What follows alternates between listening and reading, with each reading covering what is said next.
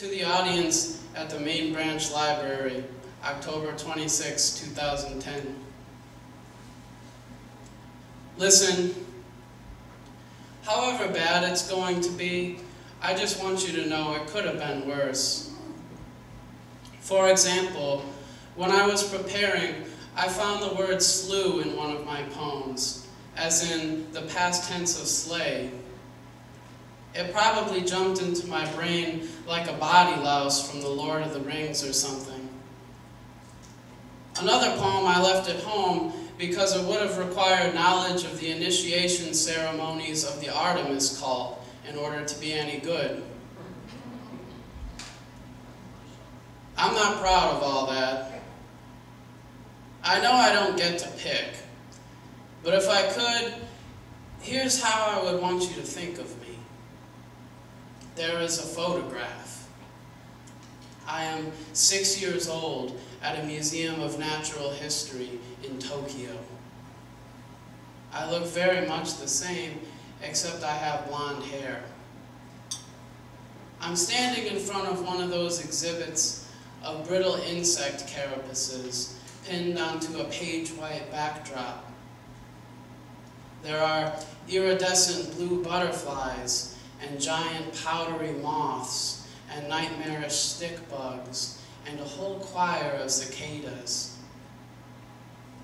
In the corner of the display is some red Asian writing.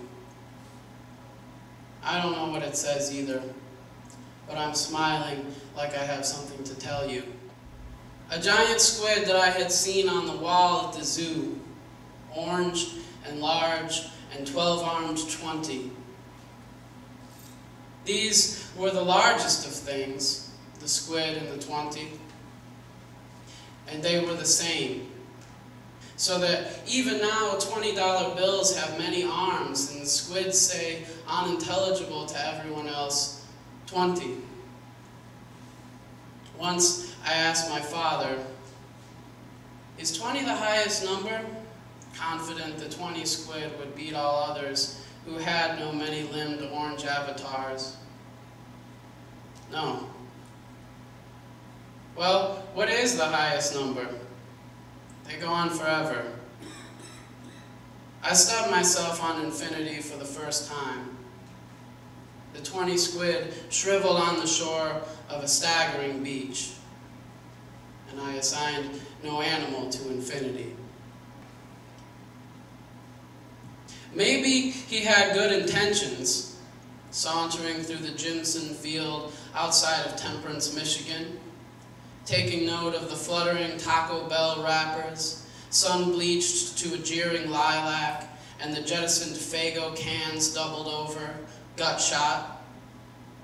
He found himself leering around a burn pile at Dee's girl Corey and her friend Lucy, who were collecting dandelions on a NASCAR tapestry blanket and eviscerating their milky stems with relish. Maybe he wanted to take her somewhere where you can start at the worst and go from there, where freedom is found in the perfection of loss, and the air is always suffused with the sustained note of the firecracker having just exploded and the sulfur smell of afterwards. Not for long, Dee spat, sipping from a bottle of soft-focus blackberry wine and eyeing his oil-blotted jeans, now speckled with burrs that hung on like nightmarish eggs on twisted hooks. This one's called The Word Almost. There is a little girl with Down syndrome in the apartment courtyard, splitting open a crabapple from the stem dimple to the bramble crown.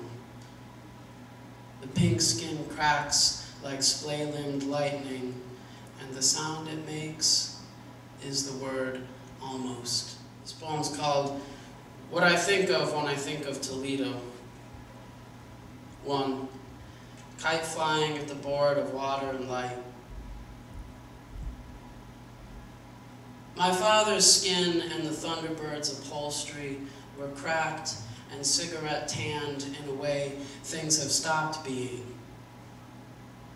We were going kite flying in the corpse-cold field of empty lemonade cups between the Maumee River and the old power plant. The dragon tail shuddered, suspended between heaven and earth, and dove into the tomb of a fallow foundry smokestack at the old Board of Water and Light. It was one of 3 hollow towers that stood silhouetted against the sky, like haranguing Roods or some other devourers. 2, a voice in the wilderness. There is an electrical box that has lost its city seal sticker, but the adhesive residue remains in the shape of a face, a free-bearded, locust-eating herald. The austere gray metal might be a tarnished silver platter. 3, classic rock. I heard once that both Alice Cooper and Stevie Ray Vaughan swore they'd never come back to Toledo after someone tossed a package of lit firecrackers by their ears. I wonder which Herod of Whitmer's class of '78 was there on those nights, swollen with forgotten beers gleaned from Dad's fishing cooler, speckled with fish innards and the armpity taste of the lake. I wonder who got psyched up on the way in a brown van with its edges rusted into hideous lacework and decided to make a spirit rock of Alice Cooper's ear on which to write Toledo rules. And I wonder, who could ever roll away a rock this heavy?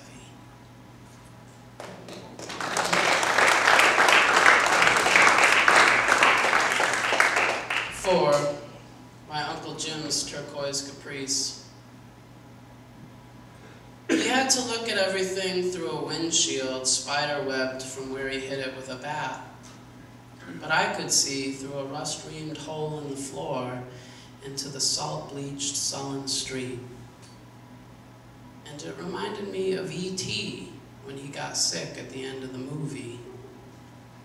And it reminded me of a chocolate Easter bunny that has sat around for too long. 5, Carhartt. Our skin is a soiled Carhartt that smells like cold metal, engine oil, stale cigarettes and watery beer, saturated with the clamorous bowling alleys and wood-paneled taverns, which are the stymied ventricles of this town, where the roll of the balls and the crash of the pins and the throb of the jukebox pulse together like greased pistons, or else flutter like the savage factory flame. 6, a guy I saw spin kick an electrical box.